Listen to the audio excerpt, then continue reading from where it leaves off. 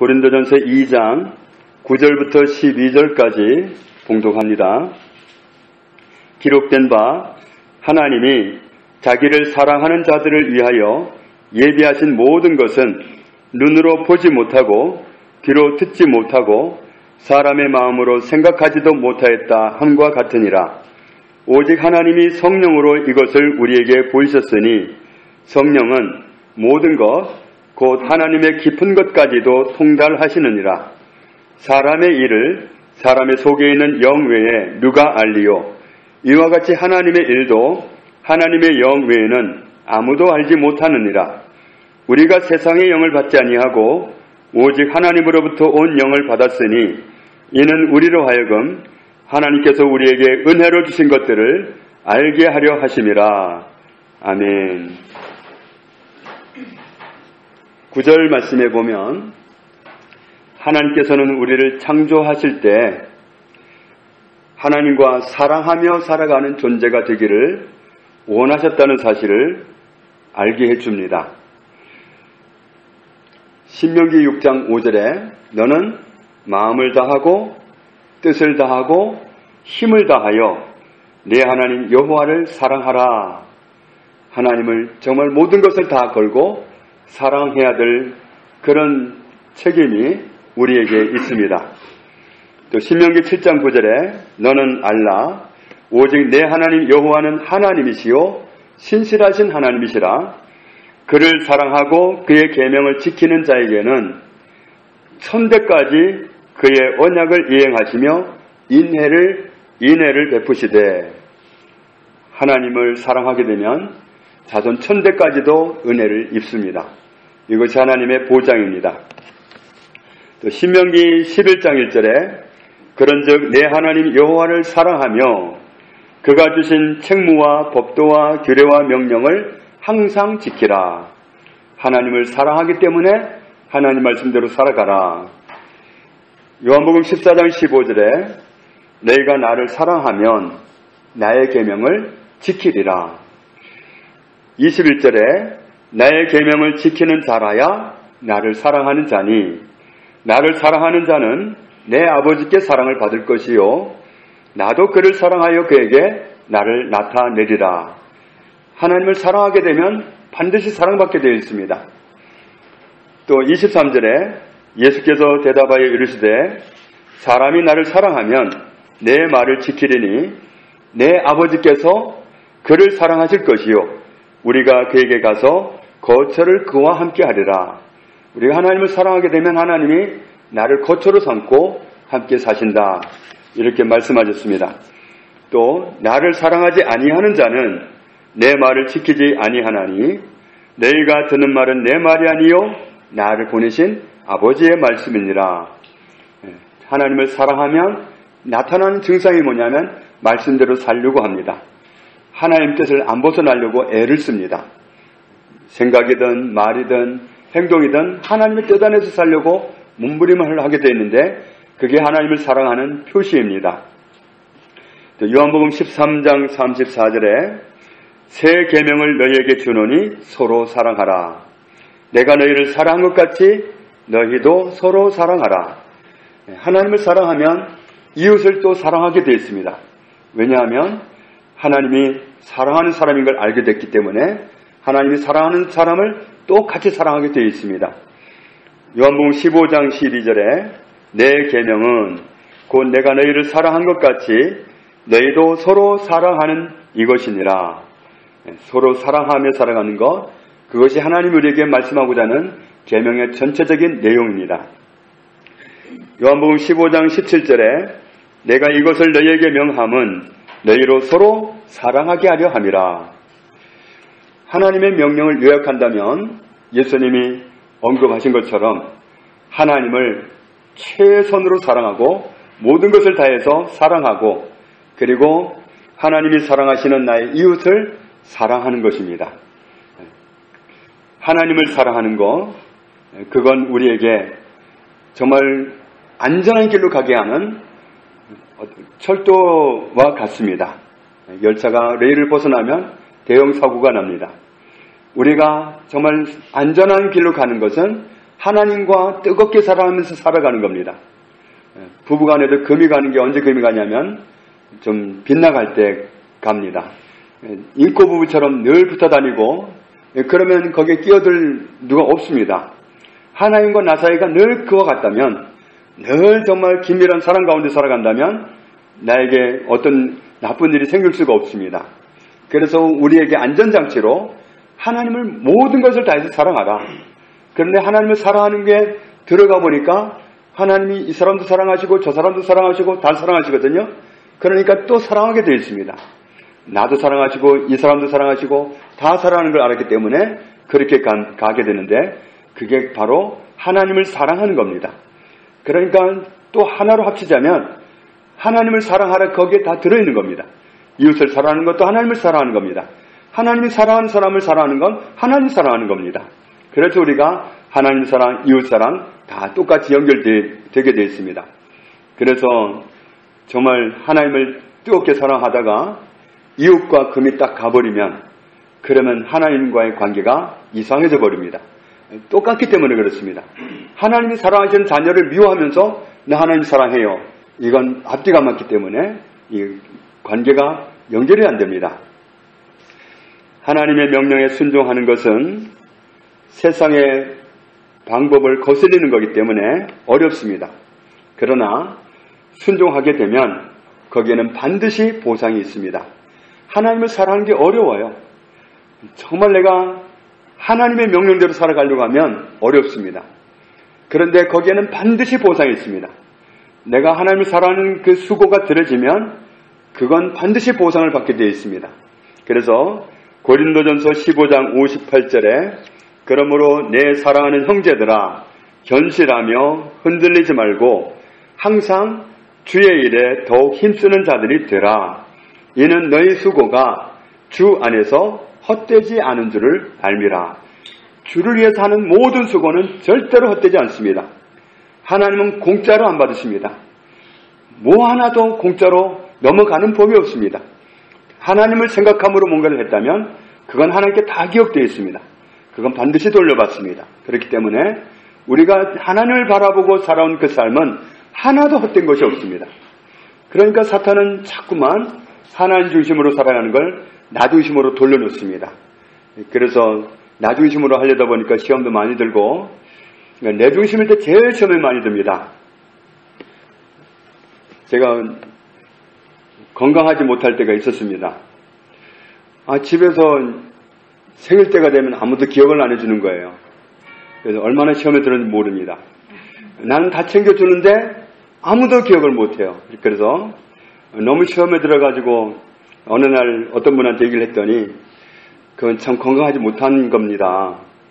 아니 정말 몰라주면 오늘 내 생일이야 하고 말을 하든지 왜 그렇게 건강하지 못한 방법으로 갑니까?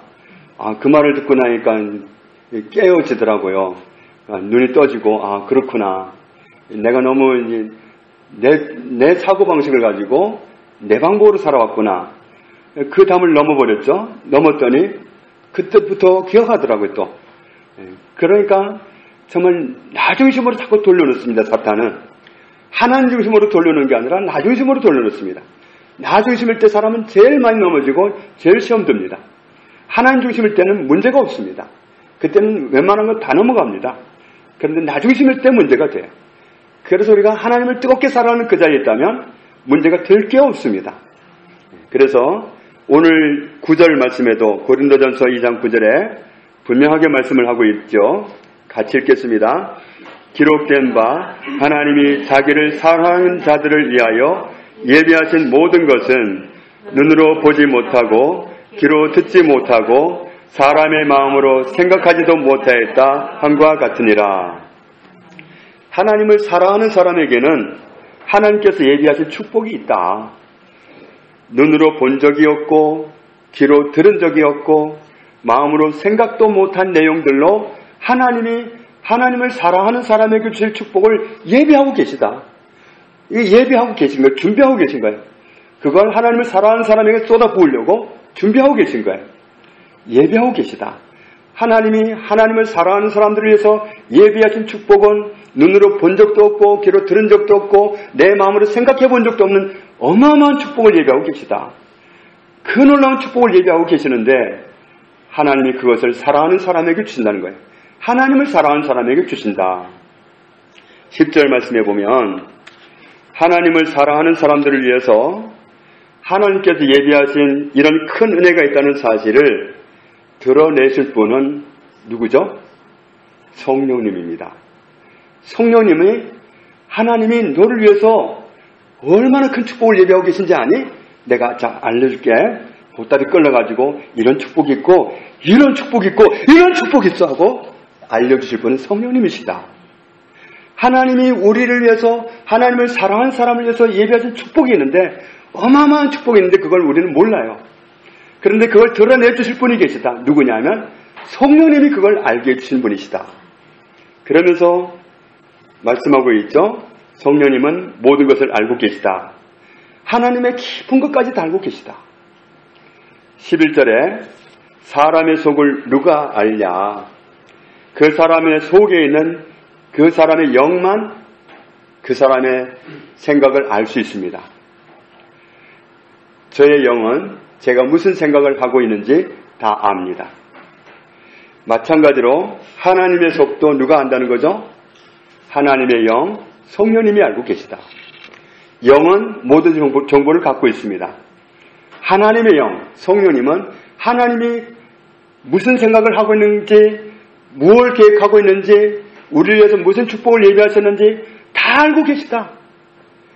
하나님의 성령께서는 모든 정보를 다 갖고 계시다. 하나님이 나를 얼마나 사랑하시고 나를 위해서 얼마나 엄청난 축복을 예비하고 계신지 성령님은 알고 계신다. 11절 말씀을 세번역 성경으로 보면 이렇습니다. 사람 속에 있는 그 사람의 영이 아니고서야 누가 그 사람의 생각을 알 수 있겠습니까? 이와 같이 하나님의 영이 아니고서는 아무도 하나님의 생각을 깨닫지 못합니다. 쉬운 성경으로 보면 어떤 사람이 생각하고 있는 것을 그 사람 속에 있는 영이 아니고서야 누가 알 수 있겠습니까? 이와 마찬가지로 하나님의 생각도 하나님의 성령만이 아실 수 있습니다. 12절 말씀 같이 읽겠습니다. 우리가 세상의 영을 받지 아니하고 오직 하나님으로부터 온 영을 받았으니 이는 우리로 하여금 하나님께서 우리에게 은혜로 주신 것들을 알게 하려 하심이라. 아멘. 사람은 영적인 존재입니다. 육체만 있는 게 아니에요. 영적인 존재이기 때문에 영의 세계와 연결이 됩니다. 우리의 창조주 되시는 하나님과 연결이 되든지 아니면 타락한 영, 사탄의 영과 연결이 되든지 사람은 영적인 존재라서 반드시 영적 세계와 연결이 되어 있습니다. 로마서 6장 16절 말씀에 너희 자신을 종으로 내주어 누구에게 순종하든지 그 순종함을 받는 대상의 종이 되는 줄을 너희가 알지 못하느냐. 혹은 죄의 종으로 사망에 이르고 혹은 순종의 종으로 의에 이르느니라. 내가 누구에게 순종하는가를 보면 나는 그의 종입니다. 내가 하나님께 순종한다면 나는 하나님의 종입니다. 그런데 내가 교회는 열심히 다니는데 순종하는 건 마귀 말만 들어. 그러면 나는 누구의 종입니까? 그건 그렇게 되는 겁니다. 나를 누구에게 순종하는가, 나를 누구에게 복종시키는가, 그걸 보면 내 순종을 받는 대상의 종이다. 나는 내가 하나님께 순종하는가, 사탄에게 순종하는가. 하나님께 순종하는 건 순종하는 겁니다. 마귀에게 순종하는 건 하나님께 불순종하는 겁니다. 사탄에게 말을 듣는 것은 하나님께 불순종하는 겁니다. 하나님께 불순종하는 게 죄입니다. 고린도전서 2장 12절에 사람은 세상의 영을 받았든지 하나님의 영을 받았든지 둘 중에 하나를 꼭 받았습니다. 우리는 어떤 영을 받았다고 말씀하고 있죠? 세상의 영을 받지 않았다. 어디에서 온 영을 받았다고 했죠? 하나님으로부터 온 영을 받았다. 우리는 성령을 받았습니다. 성령님은 어떤 분이라고 그랬죠? 하나님의 깊은 속까지도 다 통달하고 계시다. 하나님이 우리를 위해서 얼마나 어마어마한 축복을 예배하고 계시는지 성령님은 하나도 빠뜨리지 않고 다 알고 계시다. 모든 것을 적나라하게 확실하게 알고 계십니다. 성령님만큼 하나님이 나를 위해서 준비하신 것을 정확하게 말씀해 줄 수 있는 분은 없습니다. 성령님은 모든 것을 알고 계십니다. 심지어 우리의 과거도 정확하게 알고 있습니다. 저는 전에 말씀드렸는데 가을날만 되면 가을이 시작되는 그날 저는 귀신처럼 알았어요. 눈 뜨는 순간에 알았어요. 그런데 가을이구나 하면은 얼마나 정말 쓸쓸해졌는지 몰라요. 목사가 돼가지고도 수년 동안 그렇게 했습니다. 그래서 저한테는 뭔가를 좀 합리적으로 연결을 해서 좀 넘겨짚을 만한 그런 사건들이 있었기 때문에 그렇게 넘겨짚어도 봤는데 해결은 안 되더라고요. 어느 날 하나님께 문제를 여쭈었습니다. 제가 왜 가을날만 되면 정확하게 알고 이렇게 병이 듭니까? 여쭈어봤더니 저를 어린 시절로 데려가가지고 어린 시절에 정말 외롭게 정말 동생들을 데리고 그 감당이 안 되는 어린아이로서 고생하고 있는 그 마음고생하는 그 시절로 데리고 가시는데 그래서 내가 그랬구나. 그때 가을철에 특히 그렇게 외로웠구나. 그리고는 옆을 딱 보니까 예수님이 계시더라고요. 내가 그때 예수님을 몰라서 그랬지 예수님은 그때에도 옆에 계셨구나. 그래서 정말 그 자리에서 치료를 받았습니다. 그래서 정말 성령님은 모든 것을 알고 계십니다. 나의 정보도 다 알고 계시고 하나님이 무슨 생각을 하고 있는지 무슨 축복을 갖고 계신지 무슨 은혜를 주고 싶어 하시는지 다 알고 계십니다. 성령님은 다 알고 계시기 때문에 우리에게 어마어마한 하나님이 예비하신 축복들을 알게 해주실 수가 있습니다. 우리를 위해서 무슨 계획을 갖고 계시고 무슨 축복을 갖고 계시고 무슨 생각을 갖고 계신지 성령님이 다 알고 계시는데 우리가 어떤 영을 받았다고요? 바로 그 영을 받았습니다. 그 성령님을 받았습니다. 하나님의 성령이 우리에게 와 계십니다. 우리가 왜 그 성령을 받았다고 말씀하고 있죠? 성령님을 주신 이유가 뭐라고 말씀하고 있죠? 12절에 하나님께서 우리에게 은혜로 주신 것들을 알게 하려고 그랬다. 말하자면 9절 말씀의 그 내용을 알게 해주려고 성령 주셨다는 거예요. 하나님이 우리를 위해서 하나님을 사랑하는 사람을 위해서 예비하신 은혜는 우리가 눈으로 보도 못했고 귀로 듣도 못했고 마음으로 생각도 못했던 어마어마한 은혜를 갖고 계시는데 그런 은혜를 예비하고 계시는데 그런 모든 은혜를 우리에게 알게 해주시려고 성령을 주셨다는 겁니다. 그러니까 우리는 내 안에 와 계시는 성령님을 통해서 하나님이 나에게 얼마나 큰 축복을 예비하고 계시는지 그것을 낱낱이 할 수 있다는 겁니다. 그런 은혜를 주시려고 우리에게 성령을 부어주셨습니다. 그래서 성령 충만한 사람은 특징이 있어요. 성령 충만한 사람은 두 가지가 있습니다. 하나는 만족이 있습니다. 또 하나는 감사가 있습니다. 성령 충만한 사람은 옆에 가봐요. 누더기 옷을 입고도 감사하대. 빵 한 조각 들고도 감사하대. 눈물을 흘리면서 감사하대.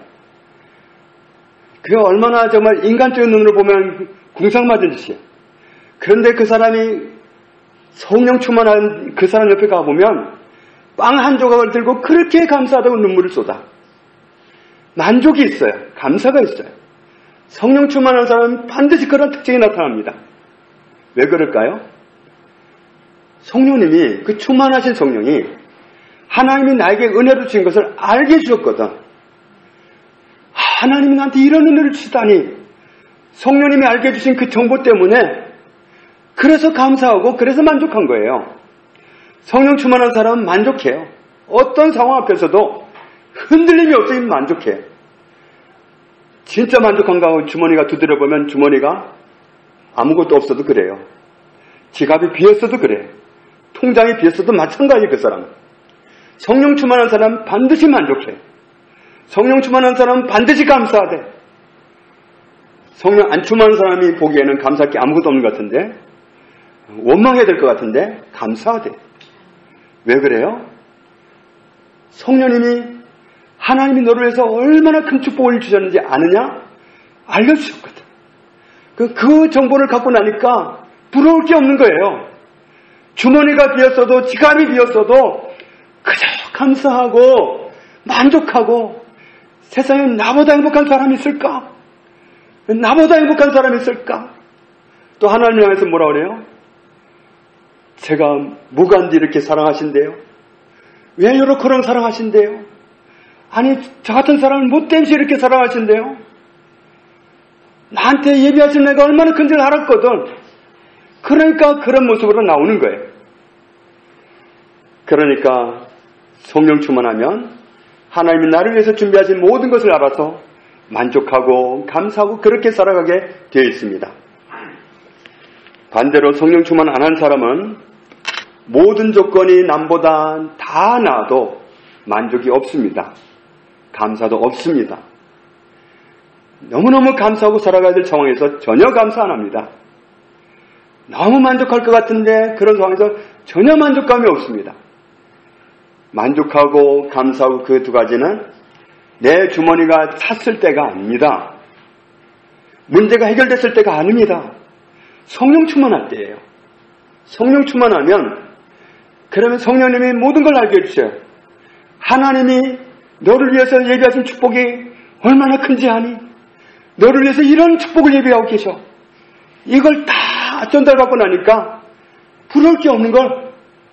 세상 사람 날 부러워 아니하겠지만 나도 세상 사람 하나도 안 부러워야. 그래서 하나님께 감사하는 거예요. 하나님께 만족한 거예요. 그러니까 나에게 필요한 건 뭐예요? 성령 충만. 네. 어떤 사람이 성령 충만합니까? 성령 충만하면 좋겠죠. 어떤 사람이 성령 충만하냐면 시편 107편 9절에 그가 사모하는 영혼에게 만족을 주시며 줄인 영혼에게 좋은 것으로 채워주심이로다. 정말 사모함으로 성령 충만을 구하면 됩니다.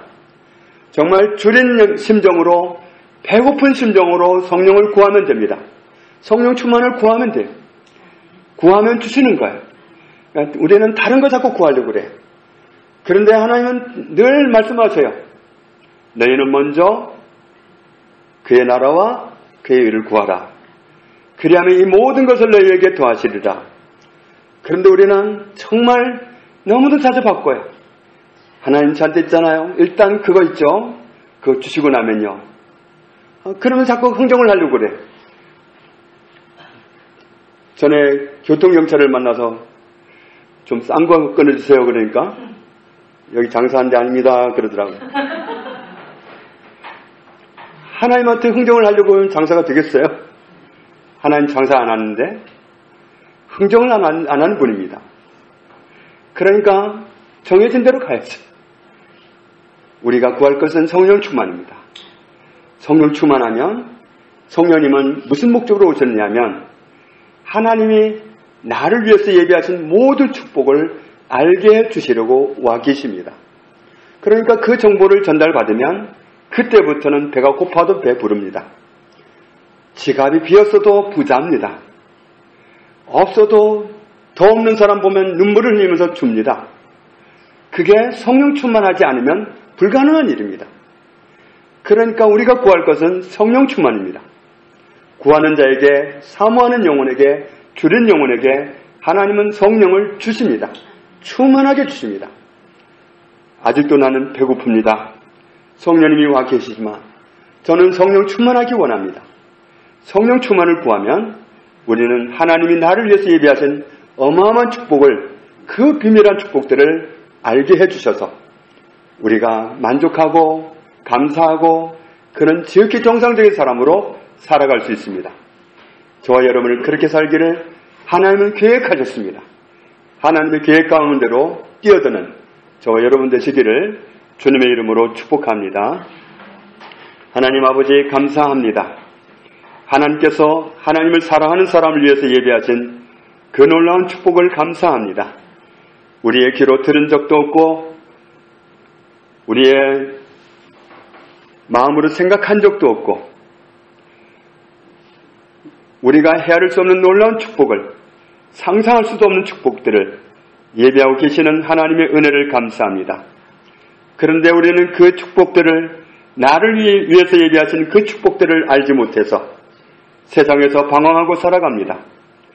하나님의 자녀이면서, 왕 중에 왕이신 하나님의 자녀이면서 당당하게 살지 못하고, 정말 만족 있게 살지 못하고, 감사하며 살지 못할 때가 많았습니다.